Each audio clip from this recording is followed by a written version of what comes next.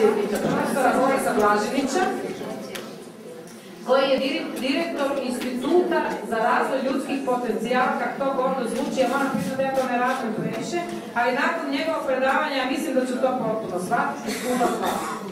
Profesor Blažević je inače po svojoj profesiji psiholog, i tako da kad su psiholozi ispred vas, to je uvijek opasno, ali pouzdajemo se u njegovu profesionalno znanje i njegove sve sposobnosti, kako se ona kaže, šta ona bilo radite? Pa namjere su uvijek dobro, mi s drugima uopće se ne spominjamo, nego htjela sam reći, on nam inače se bavi i drugim aktivnostima kao psiholog, tako da će sigurno večeras na vas izvrsno djelovati, vi ćete pozorno ovo slušati, pratiti, sve zapisati, a nakon toga ćemo se svi zajedno družiti. Izvolite, profesor.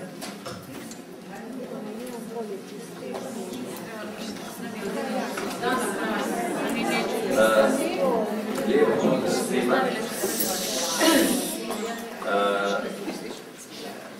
Htio bih se zahvaliti gospođi Šimunić nakon dobro marketing. Evo ga, ja ću pokušati biti što je moguće jezgroviti, sažeti i pokušat ću vam približiti jedan koncept i jedan projekt koji ćemo zajedno, Komora i Institut za razvoj ljudskih potencijala provesti u funkciji implementacije, standardizacije za medicinske sestre. Stoga projekt je kako upravljati kvalitetom usluga.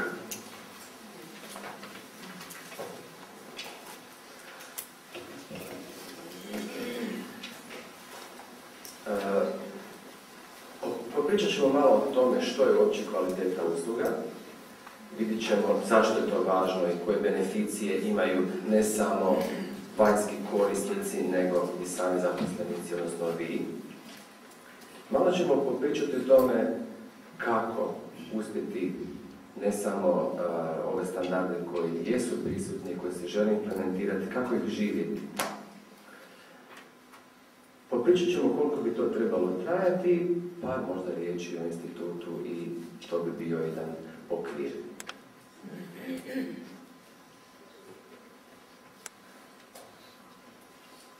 Stoga prva stvar je znači svrha samog projekta upravljanja kvalitetom usluga je implementacija standarda, razvijanja usmjerenosti korisniku i kontinuirano povećanje razine usluga krajnjem korisniku, odnosno usluga koje pružaju medicinske sestre.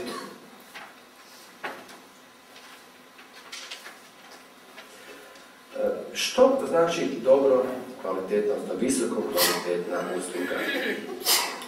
Prije svega, visoko kvalitetna usluga je dobro poznavanje svoga posla i tretiranje svake osobe kao posebne, čak i kada je njihov zahtjev sličan stotinama obavljenih.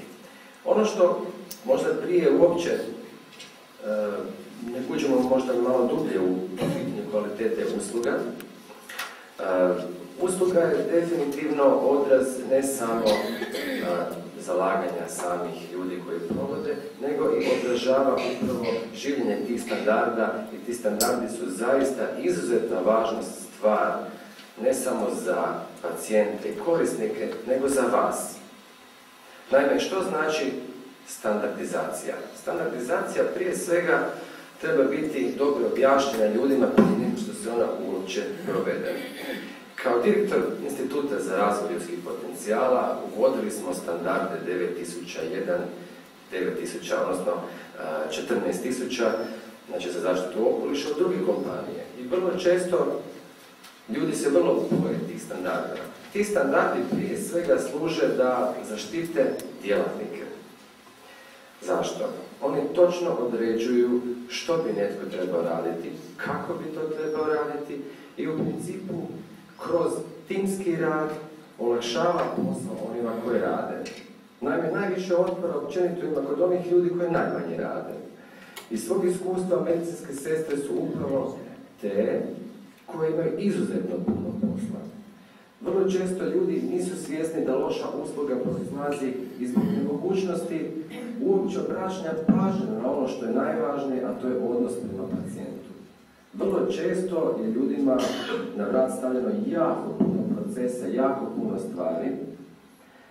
Ako neki rade i tuđe poslove, a netko radi manje, netko radi više, i u stvari ne postoji ona pravilnost, kako govorimo uopće provedbi te usluge. Standardi određuju točno vlasnike procesa, kako mi to kažemo, i točno se zna tko što radi i upravo najveći otpor je kod onih koji malo rade.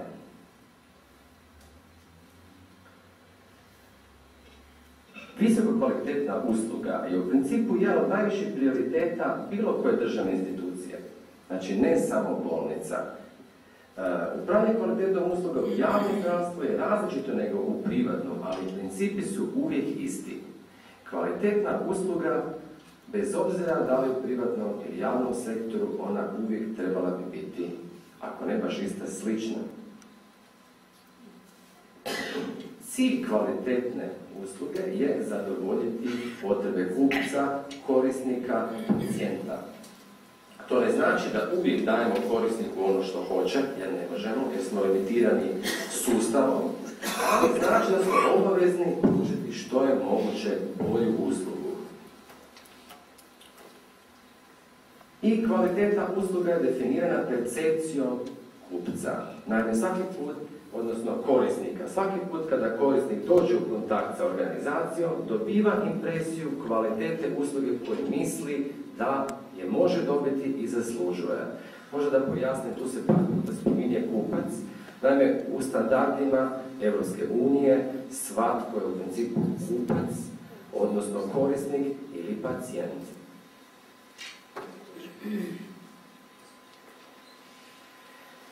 Ono što će biti vrlo interesantno čuti vam, znači na koji način su stranci, odnosno strana iskustva u provedbi kvalitete usluga u javnom sektoru. Naime, revolucija u kvaliteti usluga u državnom i javnom sektoru Sjedinjenih Američkih Država je u stvari počela 1993. godine s preporukom potpredsjednika National Performance Review tima i odredbom predsjednika Clintona. Prvo put su startali, federalne agencije su provele istraživanje kako bi utvrdili kakvu vrstu usluga ljudi žele i da li je dobivaju. Ali i ideje od zaposlenika koje rade sa korisnicima praktički svaki dan. Cilj je bio dati korisniku izbor i kvalitetnu uslugu, te razviti sustav koji omogućuje građanima da se žale i da problemi budu što je prije moguće riješeni. Nakon provedenog istraživanja, nakon što su se odredili standardi i tamo, standardi i mjere kvalitete usluga postali su dio strateškog plana, trening programa, sustava osoblja i svega ostalog što je trebalo unaprijediti kako bi se povećalo zadovoljstvo građana sa uslugom u javnom zdravstvu.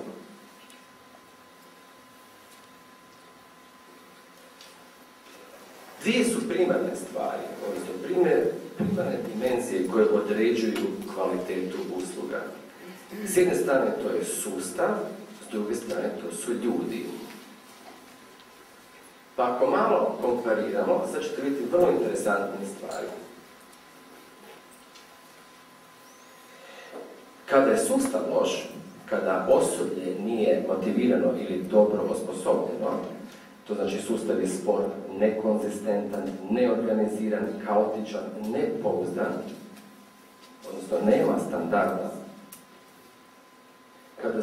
Kada je osoblje bezosjećajno, hladno, distancirano, apatično, nezainteresirano, neljubazno, iz raznih razloga, a vrlo često zbog toga što sustav nije dobro organiziran, pa se to manifestira naravno na ljudima. I vrlo često se od ljudi očekuje visoko kvalitetna usluga, a sam sustav nije dobro organiziran. Ljudi jednostavno realno zbog preopterećenosti, velikog stresa, nedovoljne organiziranosti, uopće iz fizičkih mogućnosti, pretrpanosti, teško mogu i pružiti kvalitetnu uslugu. Poruka koja se šalje je nije nas briga. I ljudi imaju takav osjećaj. Znači, kada sustav nije dovoljno dobar, kada ljudi nisu osposobljeni, kupac dobiva, odnosno korisnik, pacijent dobiva takvu informaciju.